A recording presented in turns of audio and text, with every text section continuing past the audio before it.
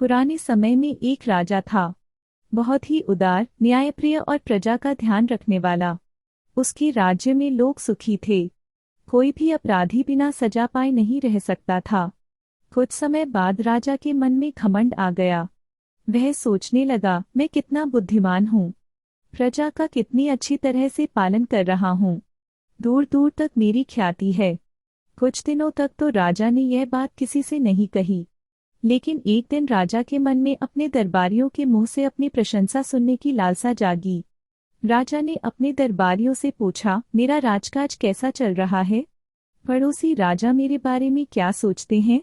प्रधानमंत्री ने जवाब दिया, महाराज, आपके राज्य में सर्वत्र अमन चैन है। सारी प्रजा आपकी जय जयकार कर रही है। यह सुनकर राजा खुश हो गया। उसने दूसरा प्रश्न पूछा, मेरे पितामह और मेरे पिताजी के जमाने में राज्य कैसा था? प्रधानमंत्री ने जवाब दिया, महाराज, शायद ही कोई व्यक्ति जीवित हो जो आपके पिता या पितामह के राजकाज के बारे में कुछ बता सके। पास के जंगल में एक महात्मा रहते हैं। उनकी आयु काफी है, शायद वे कुछ बता सकें। राजा ने कहा, उन्हें बुलाया जाए। राजा के आदेश पर प्रधानमंत्री ने महात्मा को दरबार में बुलवाया। राजा ने उनसे वही प्रश्न किया। महात्मा ने कहा, आपको एक घटना सुनाता हूँ। इसका संबंध आपके पिता तथा पितामह के राज से है। आप सब समझ जाएंगे कि किसका राज कितना अच्छा था। इतना कह महात्मा बताने लगे, राजन, आपके दादा के राज्य में एक किसान के पास कुछ जमीन थी। उसके घर में खेती में मदद करने वाला दूसरा कोई आदमी नहीं था। इसीलिए किसान ने अपनी जमीन दूसरे किसान को बिना किसी लिखा पढ़ी के खेती करने के लिए दे रखी थी। फिर भी जमीन जोतने वाला किसान ईमानदारी से उसका हिस्सा बिना कहे दे देता था। दिन की बात है, दूसरा किसान जमीन जोत रहा था। कभी हल की नोक किसी सख्त चीज से टकराई। बैल रोककर उसने जमीन को थोड़ा सा खोदा तो अशर्फियों से भरा हुआ एक कलश निकला। उस कलश को लेकर वह जमीन के मालिक के पास गया और बोला, तुम्हारी जमीन में से यह कलश निकला है, मैं इसे तुम्हें सौंपने आया हूँ। पहले किसान ने कहा, तुम भी कैसी भोली भाली बातें करते हो, मैं जमीन तुम्हें दे चुका हूँ। जमीन में जो कुछ निकले वह तुम्हारा है, चाहे अनाज हो चाहे अशर्फी। मुझे तो सिर्फ फसल का ही हिस्सा चाहिए। इस बात को लेकर दोनों में काफी देर तक बहस हुई, पर कोई भी उस कलश को लेने के लिए तैयार नहीं हुआ। आखिरकार उन्होंने फैसला किया कि राजा के पास चलकर यह कलश उन्हें सौंप देना चाहिए। दोनों किसान आपके पितामह के पास आए और बोले, महाराज, यह कलश राज्य की भूमि से निकला है। राज्य आपका है, इसीलिए इसे आप रखें। राजा ने कहा, तुम दोनों ना समझ हो। जमीन हम तुम्हें दे चुके हैं, अब उसमें से जो कुछ निकले वह किसान का, राज्य का उस पर कोई हक नहीं। तुम दोनों में से जिसका भी हक हो वह उसे रख ले। दोनों किसान निराश होकर लौट आए। आखिर तय हुआ कि जिस जगह यह निकला है वहीं वापस गाड़ दिया जाए। दोनों किसानों ने ऐसा ही किया। महात्मा से बीती घटना सुनकर राजा बोला, महात्मन, ऐसा क्यों किया गया? धन का सदुपयोग हो सकता था, पाठशाला खुलवाई जा सकती थी, अस्पताल बनवाए जा सकते थे, गरीब लोगों को जीवन निर्वाह के लिए मदद दी जा सकती थी। महात्मा मुस्कराए, बोले, राजन, उन दिनों विद्या या चिकित्सा मोल नहीं मिलती थी। दान लेना भी बुरा समझा जाता था। सभी अपने अपने परिश्रम की कमाई खाते थे। सुनकर राजा चुप हो गया। महात्मा ने कथा फिर आगे बढ़ाई। समय की गति को कौन रोक सकता है? एक दिन आपके पितामह का देहांत हो गया। आपके पिता गद्दी पर बैठे, साथ ही वे दोनों किसान भी स्वर्ग सिधार गए। दोनों किसानों के लड़के बड़े हुए। इस बीच आदमी में भी थोड़ा थोड़ा अंतर आ गया।